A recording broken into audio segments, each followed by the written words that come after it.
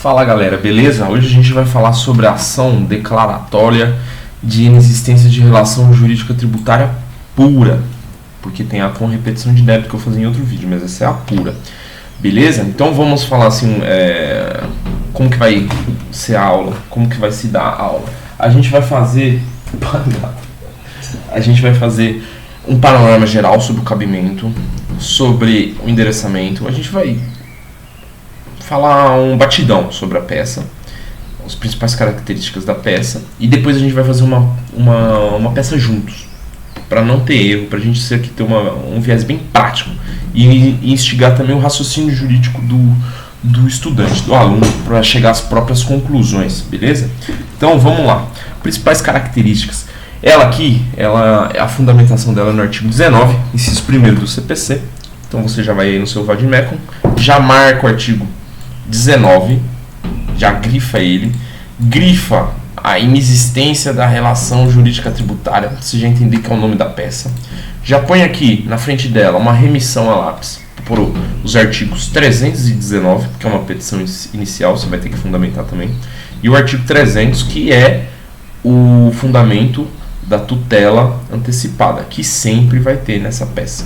Aí você me pergunta, por que vai sempre ter? Porque assim, se você colocou para mais, ou seja, não era para pôr e você colocou, você não vai perder ponto. Agora, se era para pôr e você não colocou, aí você se lascou, você vai perder muito ponto. Então, a gente parte do pressuposto que sempre tem. Porque aí não tem como você errar. Você nunca vai errar essa pontuação. Porque eu acho que gravita em torno de 2 pontos praticamente. Então, porque envolve os pedidos, envolve o tópico, a fundamentação, uns 2 pontos fácil. Então, você sempre põe e você nunca erra. Pronto, olha que lindo. Você vai pôr sempre e fundamenta aí. Faz a remissão. 300 e 319. Beleza. Aqui é um blá aqui que eu vou resumir como cabimento. Por que como cabimento? Porque essa ação você sempre vai ficar na dúvida. O examinador ele sempre vai querer te deixar na dúvida entre duas ações. Porque aí você tem 50% de chance de errar. Mas aí, como um aluno com raciocínio jurídico ou um raciocínio lógico também mais acentuado, que é o que a gente está querendo criar nesses vídeos aqui, a pessoa não tem como errar. Por quê? Beleza, a gente está no entroncamento. Vamos lá. Qual que é a raiz do entroncamento? É uma historinha narrada pelo examinador, e aí foi antes do lançamento.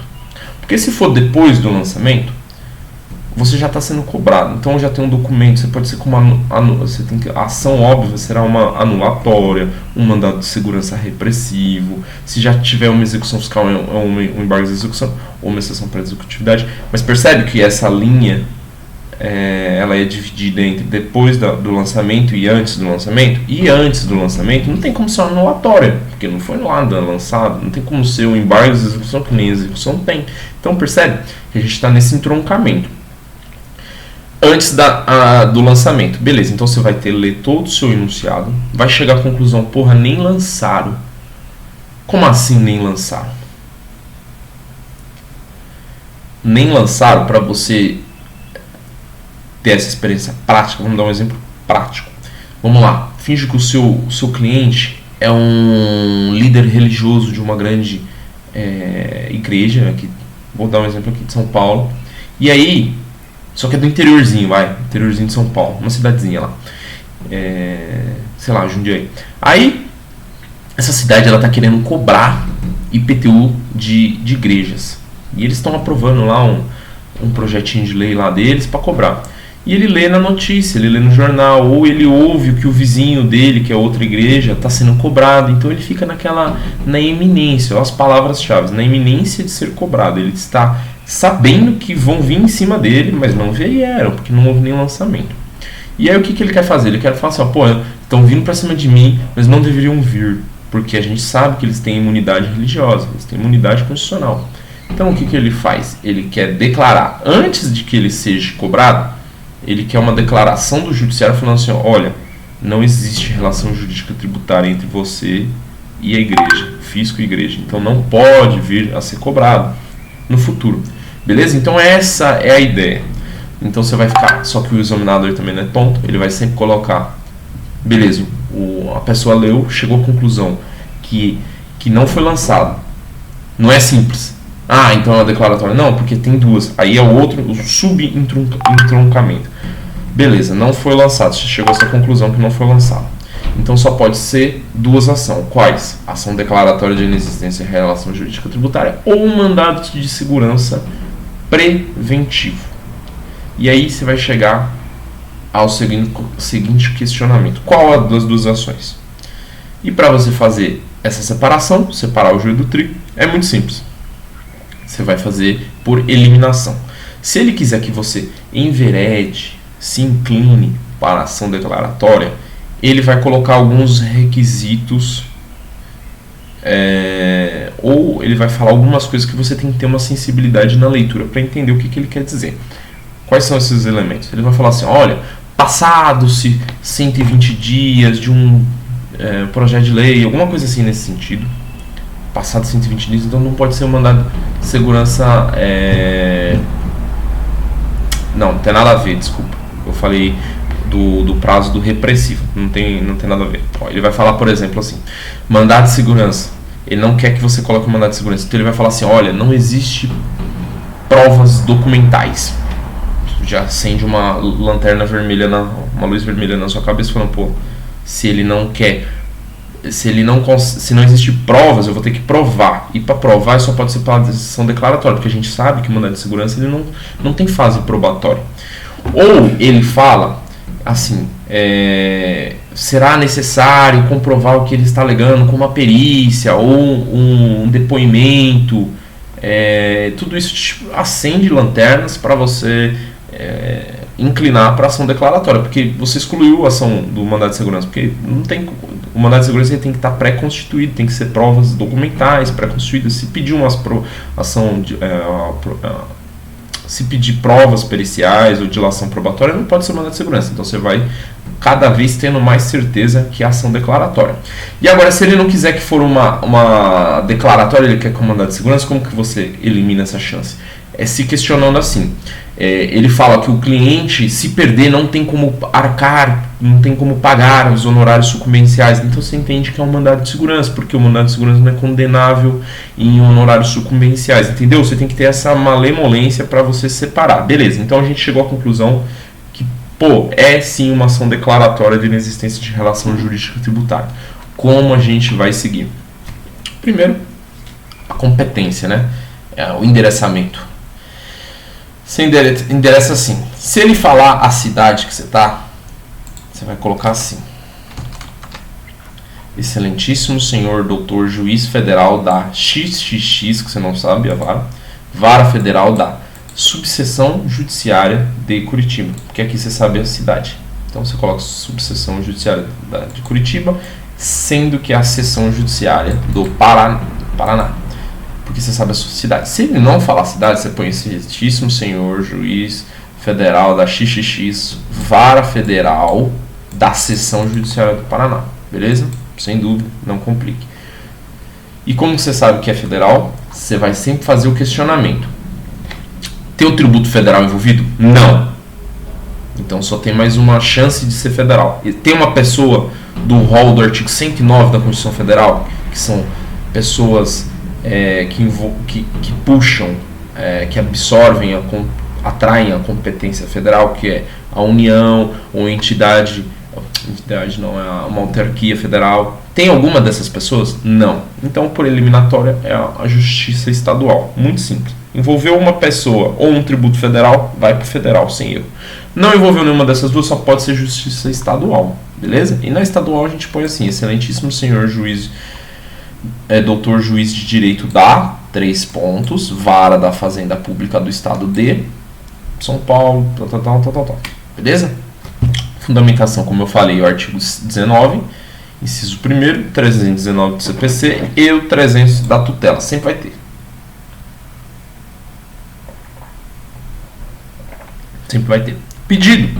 5 pedidinhos batidão. Primeiro, por ordem lógica, sempre a concessão da tutela antecipada de urgência nos termos do artigo 300 para fins de... Aqui não coloca suspender, mano. Pode pôr porque para cima não erra, né?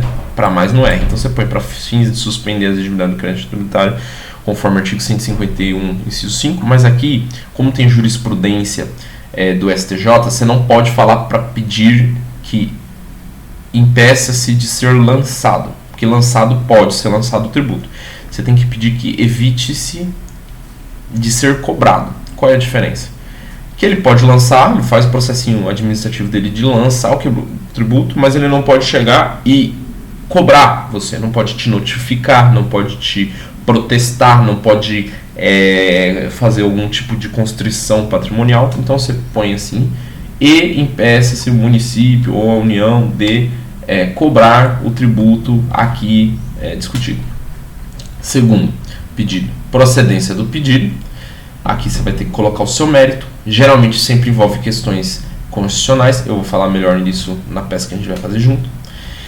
3. A citação do ente público na pessoa do seu representante judicial para apresentar contestação no prazo legal. A condenação do ente público competente às custas processuais e honorários advocatícios. Aqui tem, né?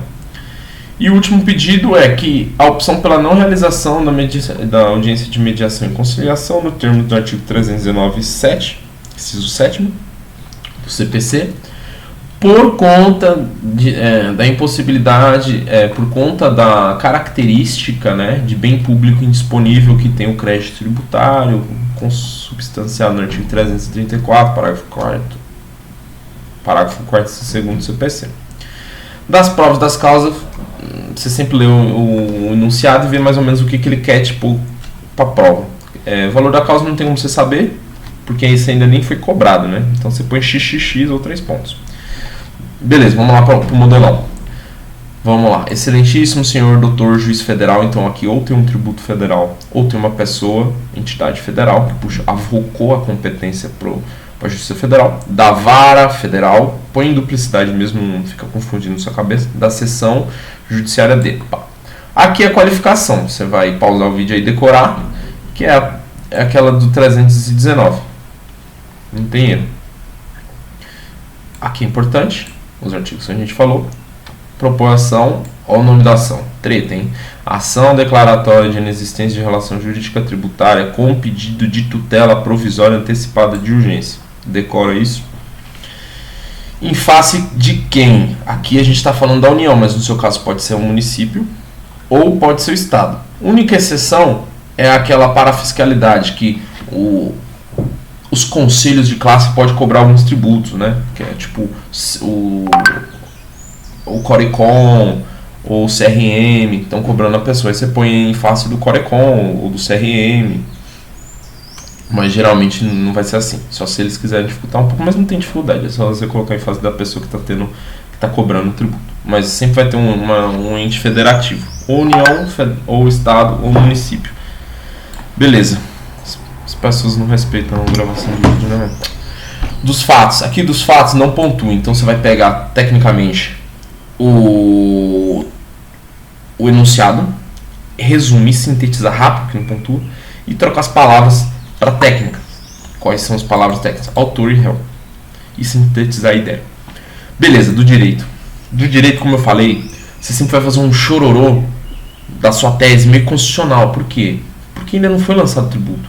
Então, se ele não foi lançado, ele não deverá ser cobrado. Por quê? Porque tem uma imunidade, porque tem uma reserva de lei complementar e fizeram uma lei ordinária. É algum chororô constitucional que impediria ele de vir a cobrar. Você não tem uma fundamentação. Eu digo chororô porque eu digo assim, ó, você não pode objetivamente por conta disso, por conta dessa vedação. É meio que uma explanação constitucional. Então, ó, você não poderia porque deveria ser a lei complementar. Você não está falando, não é alguma coisa que tem uma vedação explícita. Você vai ter que fazer uma tese constitucional. Então aqui não tem como eu te ajudar porque cada mérito é um mérito, né? Mas aí você vai fazer sempre vai gravitar em torno de uma tese constitucional. Muito difícil não ser.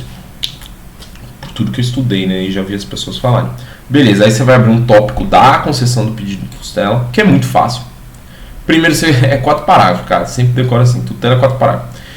Segundo o artigo 300 do Código de Processo Civil, são pressupostos autorizadores da tutela antecipatória a probabilidade do direito e o perigo do dano. Ou o risco, são sempre dois, que é a probabilidade do direito ou o perigo do dano. Ou substituindo um, né? O resultado do risco útil ao processo. Beleza, você explica o que é. Aí você vai explicar agora primeiro o primeiro. A concessão da tutela justifica, pois a violação dos princípios da legalidade e da anterioridade é uma prova cristalina da probabilidade do direito da autora. Então você já explicou o primeiro, probabilidade do direito. Agora já vai passar perigo de dano. Por sua vez, como o imposto de renda é lançado por homologação e a data de recolhimento apresenta-se eminente, a autora está sujeita, perigo, a um crédito do dano maior que devido. Fato demonstra o perigo de dano. Então, a gente sempre faz o resumão do que é o 300. Explica o primeiro elemento ensejador, explica o segundo elemento ensejador e fecha a ideia. Ao final, requer a suspensão da... Não, mas aqui ficou muito ruim, hein? Aí você coloca assim, tendo demonstrado, tendo preenchido, né, a probabilidade do direito, os elementos ensejadores da concessão da tutela, quais sejam a probabilidade de dano e o perigo de probabilidade de direito e o perigo de dano, requer a autora, aí você põe nesse jeitinho aqui, beleza? Aí dos pedidos, aqueles que a gente falou lá em cima. Primeiro, a concessão da tutela, artigo 300, fundamento, afastando a exigência, aqui tá bom, quanto à majoração da alíquota, probabilidade de direito. Tá, aqui tá muito bom, porque ele fala, afasta a cobrança e também suspende a exigibilidade. Beleza, que ficou legal.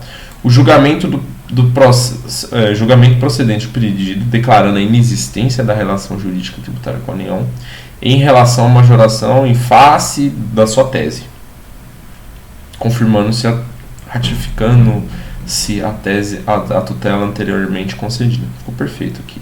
Impedindo que seja cobrada, impedindo que seja feitos contra si, atos de constrição patrimonial, alguma coisa assim. A citação da União no endereço já declinado da sua pessoa, do seu representante legal, querendo apresentar contestação, que é o de praxizão. Condenação da ré ao pagamento de custos processuais honorários justificativos, aqui tem, que é a declaratória, e se perder vocês também vão ter que pagar. A dispensa da audiência de conciliação e mediação, nos termos do artigo 319, 7º do CPC, por conta do 334, parágrafo 4º, inciso 2º do CPC. Das provas, que não vai ter muita prova, você vai colocar só um clichêzão. E do valor da causa, aqui você vai colocar 3 pontos, porque provavelmente não vai ter também, porque não foi lançado. Aí, termos em que, vírgula, pula uma linha, pede deferimento, ponto, pula uma linha, local, vírgula, data, ponto, advogado, OAB, barra, 3 pontos, número, 3 pontos. Beleza? Valeu, galera!